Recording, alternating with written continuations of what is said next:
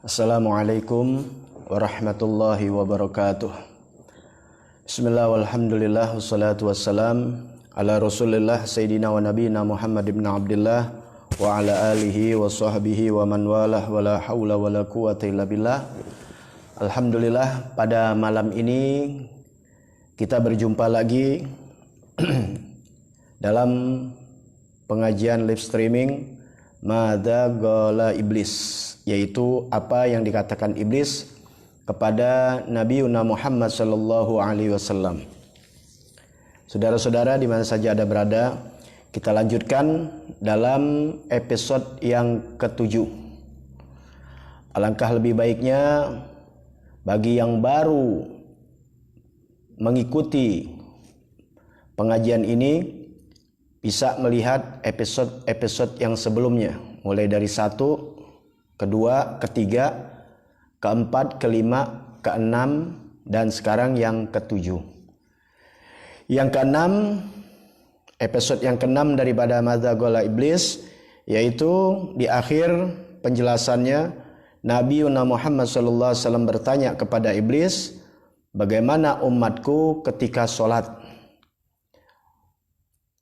Kemudian dijawab oleh iblis, aku ketika mendapati dari umatmu yang sholat, yaitu dalam keadaan demam dan gemetar. Kemudian Nabi tanya lagi, ya, bisa begitu ya iblis? Kenapa engkau bisa demam, bisa gemeteran?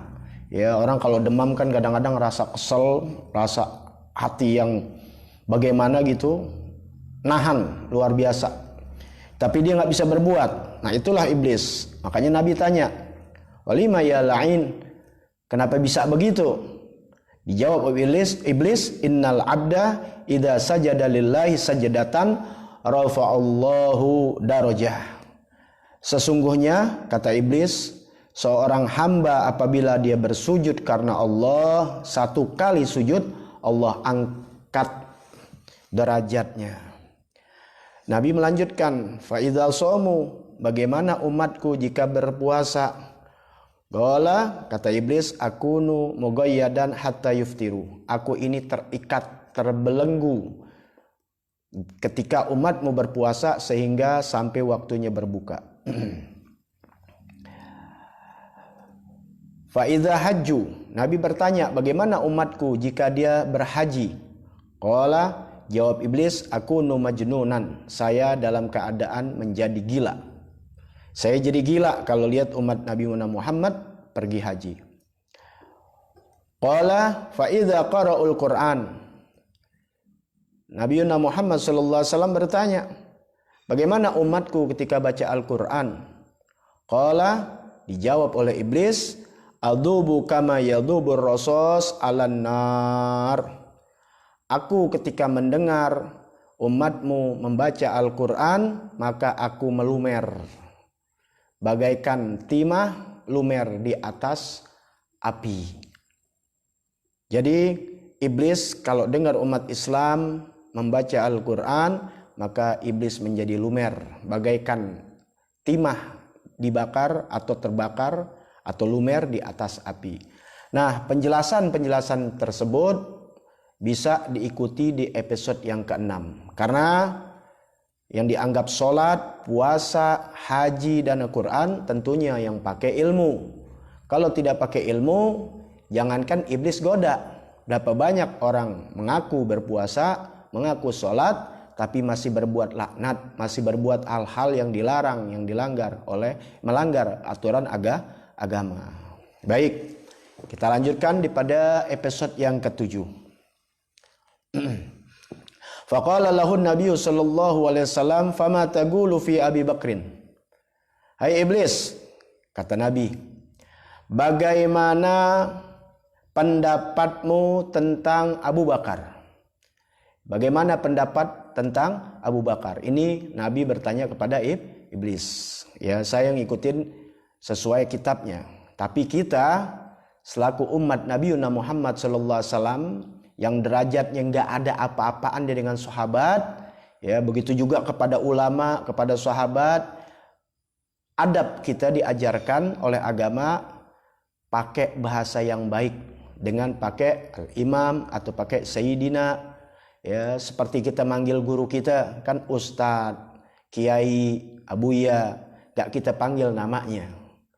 Nah, karena ini hadis Nabi berkata, ya tentunya kita sebagai umatnya pakai sayyidina. Kemudian tambahkan di belakangnya sesuai yang diajarkan oleh Allah Ta'ala dalam Al-Quran, radhiyallahu anhum wa radu'an. Maka kita sahabat-sahabat Nabi, maka kita panggil belakangnya kita nisbahkan sesuai yang diperintah Allah, radhiyallahu anhu.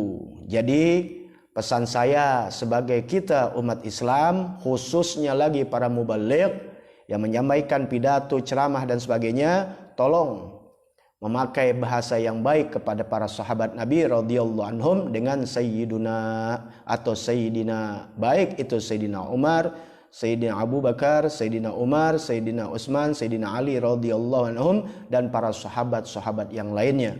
Mereka adalah orang-orang yang terbaik di sisi baginda Nabi besar Muhammad sallallahu alaihi wasallam.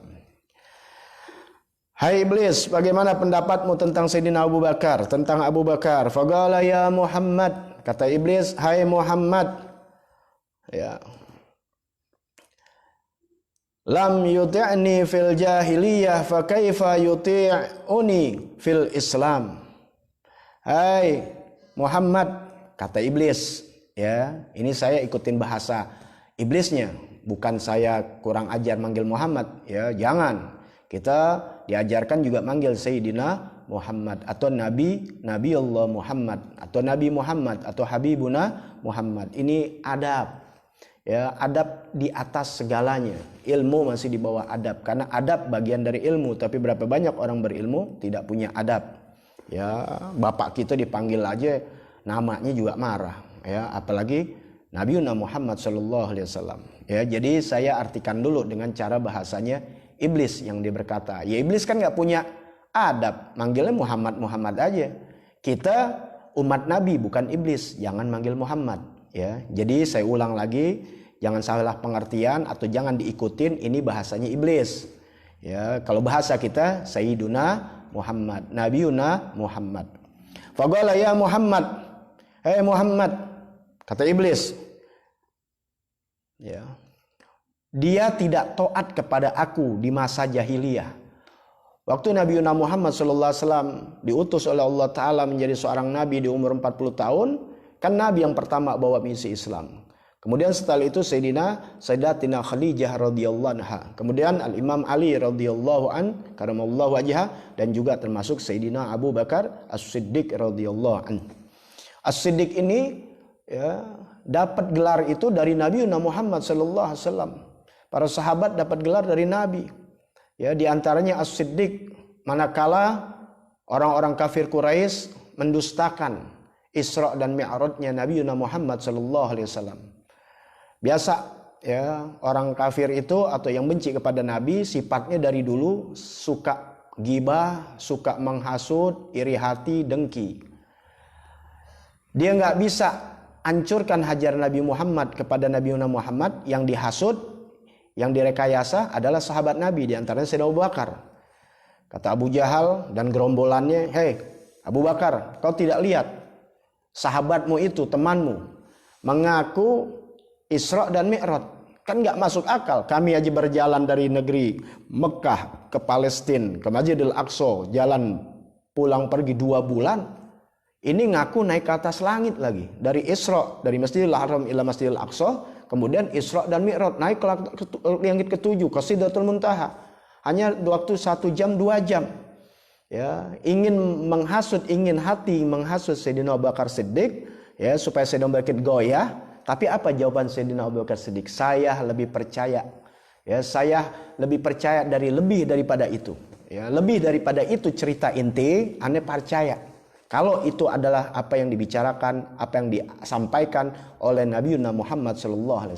Jadi artinya Abu Jahal mau ngomong segitu, ya, mau ngomong yang lebih, baru 1 jam 2 jam, 1 detik Nabi Muhammad Isra Mi'raj dengan segala peristiwa cerita yang begitu, kemudian kembali lagi, Sayyidina Abu Bakar percaya. Ya, jadi langsung di skakmat, kalau bahasa catur gitu, skakmat, langsung divonis, langsung diskat langsung oleh Sayyidina Abu Bakar Siddiq radhiyallahu anhu kepada Abu Jahal dan gerombolannya. Ya, baru ceritaan segitu. Kalau yang keluar dari Nabi Muhammad benar, baru segitu. Lebih daripada itu saya percaya. Nabi dengar ya tentang pembelaan Sayyidina Abu Bakar, digelar As-Siddiq ya, yang sangat jujur. Ya, tuh. Kalau orang kita sekarang gampang banget. Gurunya dihasut kanan kiri sama orang, percaya, ngikut. Ya, berarti dia nggak ada kecintaan, nggak ada pembelaan kepada seorang guru. Lihat sahabat-sahabat Nabi Muhammad Sallallahu Alaihi Wasallam, bukan perkataan lagi, nyawanya, hartanya disetor karena kecintaannya kepada Habibuna Muhammad Sallallahu Alaihi Wasallam. Baik, iblis bilang kepada Nabi, "Hai Muhammad, ya dulu waktu masih jahiliyah dia aja nggak taat sama ana." Kata iblis tuh, Abu Bakar itu dia nggak taat sama ana. Ya, nggak mau ngikutin anda karena Sayyidina Abu Bakar Siddiq termasuk yang dijaga oleh Allah Ta'ala. Bersahabat sama Nabi bukan udah 40 tahun, dari masa kecil sudah bersahabat, berteman. Allah udah pilihkan. Allah nggak salah memilihkan seorang yang mulia yang dicintainya, siapa teman mainnya. Orang akan dikumpulkan dengan sejenisnya, burung dikumpulkan dengan sejenisnya. Nggak ada orang baik dikumpulkan dengan orang jahat, tidak ada, pasti pecah. Semenit, 2 menit, 1 hari, 2 hari bakal pecah. Nggak ada selamanya. Ini selamanya Allah kumpulkan. Bahkan ketika meninggal dunia, Rasul Sallallahu Alaihi Wasallam wafat, di sisi kanan dan kirinya ada Sayyidina Abu Bakar Siddiq dan Sayyidina Umar radhiyallahu anhuma. Dan keduanya ini adalah mantunya Habibuna Muhammad Sallallahu Alaihi Wasallam. Sayyidina Utsman dan Sayyidina Ali menjadi mertuanya Nabi Muhammad Sallallahu Alaihi Wasallam, dan Sayyidina Utsman dan Sayyidina Ali menjadi mantunya. Jadi 4 sahabat Nabi khalifati Rasulullah sallallahu alaihi wasallam, al-khulafa ar-rasyidin, yang Nabi katakan ikuti aku dan ikuti khulafa rasyidin, Sayyidina Umar, Sayyidina Abu Bakar Siddiq, Sayyidina Umar adalah mertua, dan Sayyidina Ali dan Sayyidina Utsman dan Sayyidina Ali adalah mantu Nabi radhiyallahu anhum ajmain. Ya. Jadi hati-hati dengan paham-paham ya, yang menghina para sahabat Nabi, dan juga hati-hati dengan paham yang menghina ahlul bait Nabi. Keduanya ini adalah ya, ingin memfitnah, menghancurkan dan mengadu domba. Jadi kita sebagai mazhab ya ahlu sunnah wal jamaah mengikuti daripada mazhabnya Imam Syafi'i, yaitu mencintai para sahabat Nabi tanpa terkecuali seluruhnya, apalagi yang 4, dan juga mencintai para ahlul bait Nabi Muhammad Sallallahu Alaihi Wasallam. Pegang, jangan keluar, itu ajaran saya punya guru Sayyidina Al-Walid Al-Habib Abdurrahman As-Segaf. Jangan tinggal daripada sahabat Nabi, jangan tinggal daripada ahlul bait Nabi Muhammad Sallallahu Alaihi Wasallam, yang terus mereka mengajarkan gaddaman ala gaddamin. Kalau kata Al-Imam Al-Habib Abdullah bin Al-Haddad, selangkah demi selangkah ada rantainya sampai kepada Rasul Sallallahu Alaihi Wasallam. Maka carilah guru yang bermata rantai, yang mencintai para sahabat Nabi, mencintai daripada ahlul bait Nabi Muhammad Sallallahu Alaihi Wasallam. Baik, dilanjutkan. Ya, masih mengenai Sayyidina Abu Bakar. Kata iblis, "Hai Muhammad, dulu waktu zaman jahiliyah Abu Bakar itu nggak taat sama saya. Ya, nggak mau nyembah berhala, nggak mau minuman keras, bersahabat dari kecil dengan Nabi Muhammad. Sampai Nabi ketika ke Syam untuk berdagang, yang temenin adalah Sayyidina Abu Bakar Siddiq radhiyallahu anhu.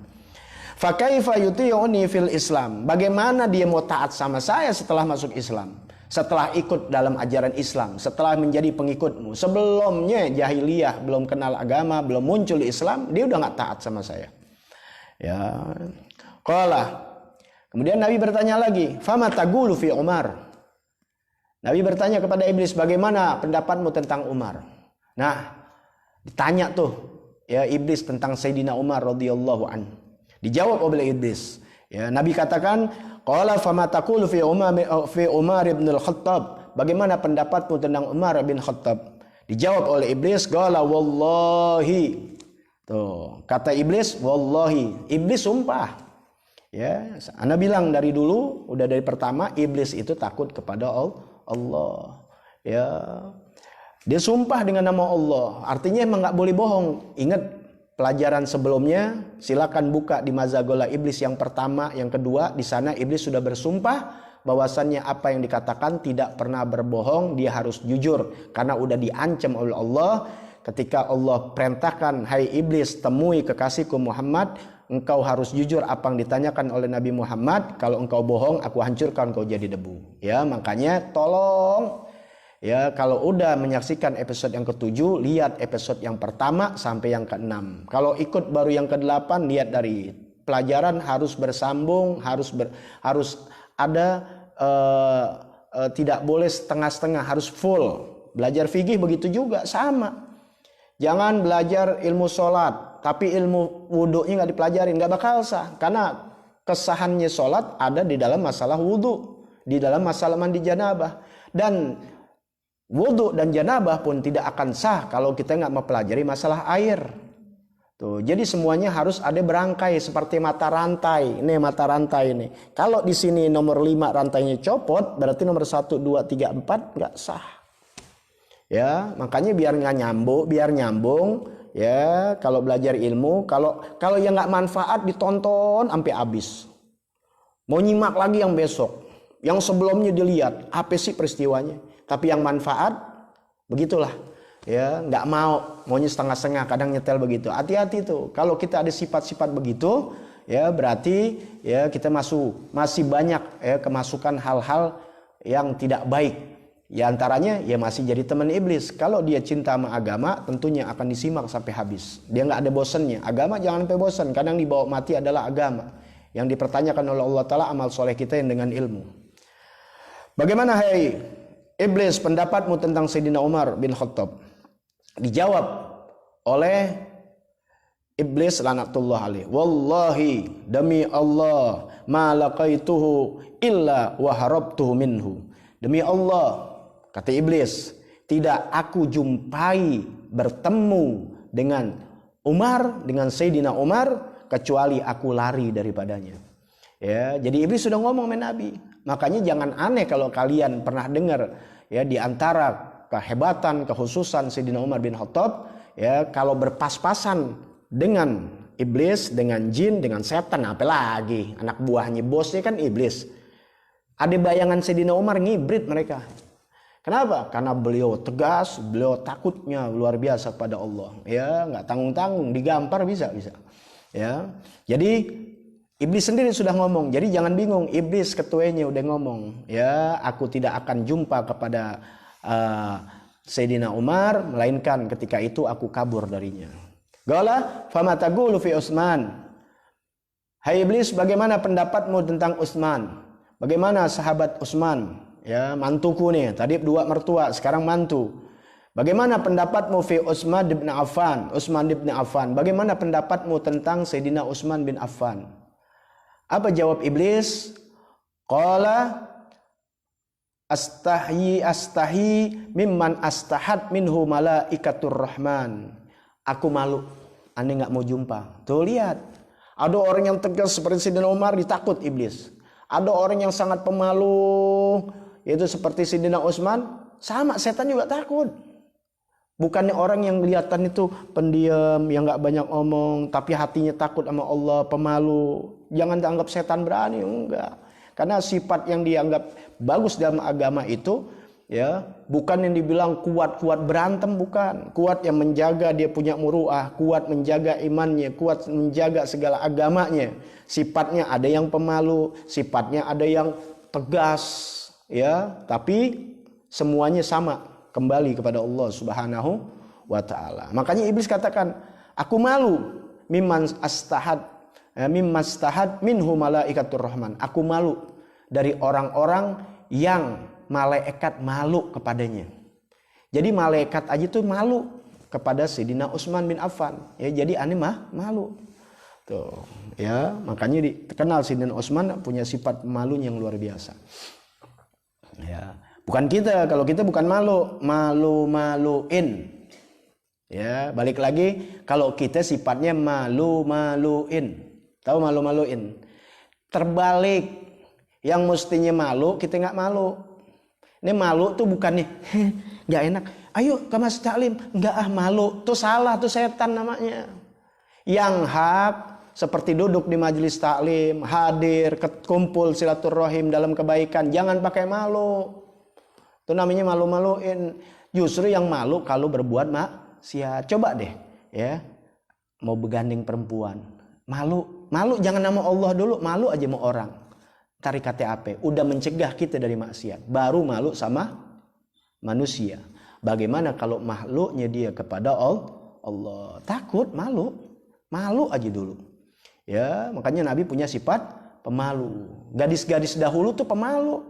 Malu kalau buka aurat, malu kalau ngawar-ngewer, malu kalau curhat-curhatan yang enggak nih, malu kalau ngomong yang keras. Tapi orang sekarang udah diangkat. Makanya kata Allah Ta'ala, kata Nabi Muhammad SAW, sifat yang pertama diangkat diantaranya malu. Malu udah diangkat. Orang kalau nggak punya malu, udah nggak diimannya. Karena sifat iman itu orang punya malu.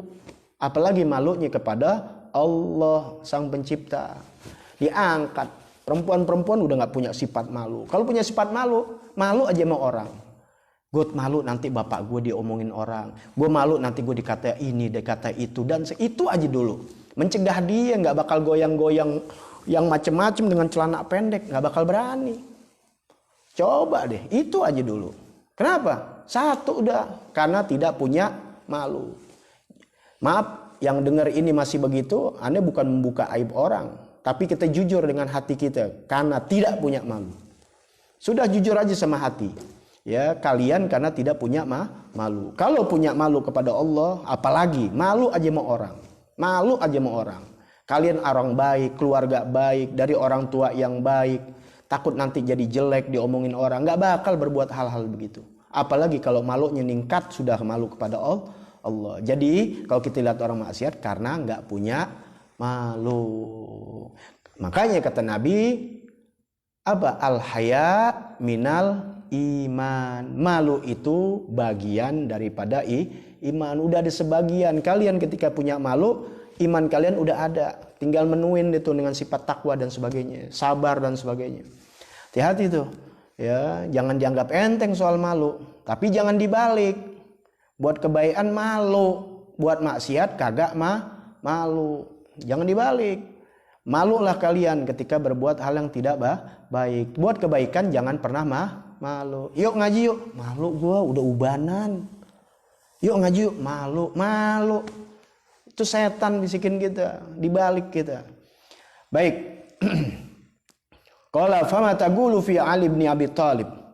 Hai iblis, bagaimana pendapatmu? Hai iblis, bagaimana pendapatmu? Ya, apa yang kau katakan kepada Ali bin Abi Thalib? Bagaimana pendapatmu tentang Ali bin Abi Thalib radhiyallahu anhu? Ya, apa jawab iblis? Laitani. Ya, laitani.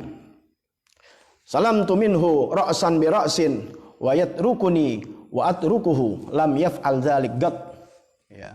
Jawab iblis, celaka. Ya, aneh mendingan cari selamat. Mendingan cari selamat. Ya, celaka deh. Kalau Sayyidina Abi Thalib, aneh mendingan cari selamat. Dia yang tinggalin aneh atau aneh yang tinggalin dia? Aneh yang tinggalin dia atau dia yang tinggalin aneh? Itu kalau doa yang begitu keren. Ya, aneh yang tinggalin inti atau inti yang tinggalin aneh. Kan ada kadang-kadang kita ninggalin orang tuh orang ngejar kita. Atau kita bilang lu tinggalin gue, kita yang ngejar.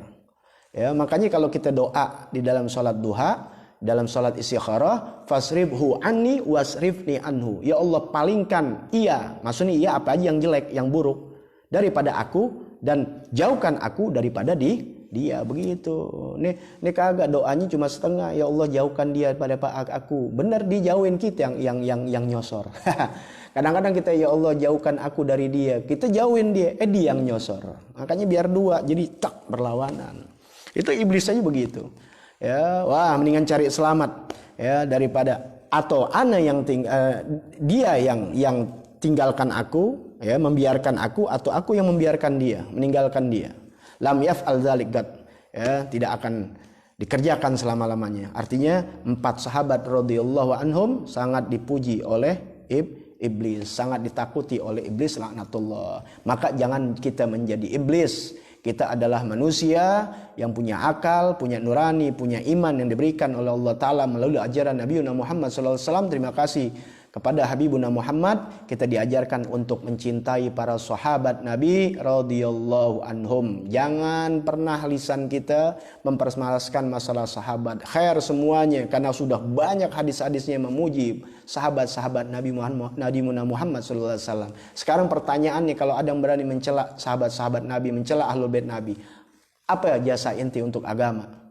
Gak bisa berbuat yang baik dalam agama, kanan kiri hasud, apalagi hasud bencinya kepada ahlul bait Nabi dan kepada sahabat-sahabat Nabi Muhammad sallallahu alaihi wasallam. Jadi dimanapun kalian, yang apalagi jamaah ana yang biasa live streaming atau duduk di pengajian ana, ya tinggalkan orang-orang yang berani kepada para sahabat Nabi Muhammad. Jangankan mencela, ya menyebut namanya dengan tidak sopan, dengan tidak baik, tinggalkan. Jangan sampai nanti kita dapat laknat dari Allah Subhanahu wa taala. Mudah-mudahan Allah menjaga kita, ya, menjaga iman kita dan dijadikan kita para orang yang mencintai Rasulullah tentunya, dan para sahabat dan ahlul bait Nabi Muhammad dan para ulama-ulama soleh.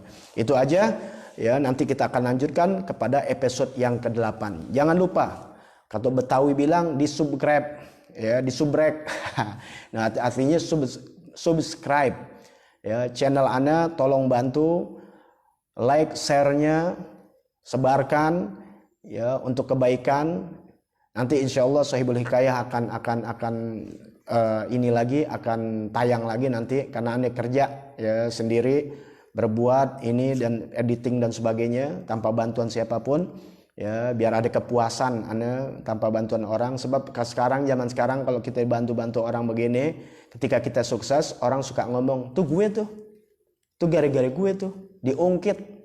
Ya, hati-hati, jangan kalian jadi pengungkit. Apapun jasa yang kalian sudah buat kepada siapapun, sekalipun kepada yang pernah musuhin kalian, jangan pernah diungkit. Itu setan punya mau. Kan dalam Al-Quran, kebaikan yang kita ungkit lenyap, habis total.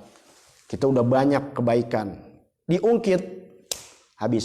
Sekalipun kepada orang yang kita gedek, jangan. Apalagi orang yang pernah berjasa sama kita. Sudah, kebaikan yang kita pernah kerjakan apapun juga, lupakan, seakan-akan kita belum pernah buat kebaikan. Jadi kita ingin berlomba kebaikan. Tapi yang kejahatan, stop, ingat, jangan sampai kita berbuat lagi. Jangan dibalik. Setan punya mau. Makanya ngaji, duduk di majelis ilmu. Yang saya sarankan adalah kalian jangan hanya live streaming, karena berkahnya beda. Hadir, duduk di majelis-majelis ilmu dimanapun, yang penting gurunya dan ajarannya dan kitabnya benar. Ya, kalau bisa mau berhadapan sama ana, duduk di majelis ilmu, bukan di Facebook ataupun di inbox dan sebagainya. Ya, ana lebih senang kalian duduk hadir di majelis ilmu dan dukung channel ana, YouTube ana. Itu aja. Mudah-mudahan Allah Subhanahu wa taala memberikan kita taufik hidayah, mati dalam keadaan husnul khotimah. Afwan minkum. Wassalamualaikum warahmatullahi wabarakatuh.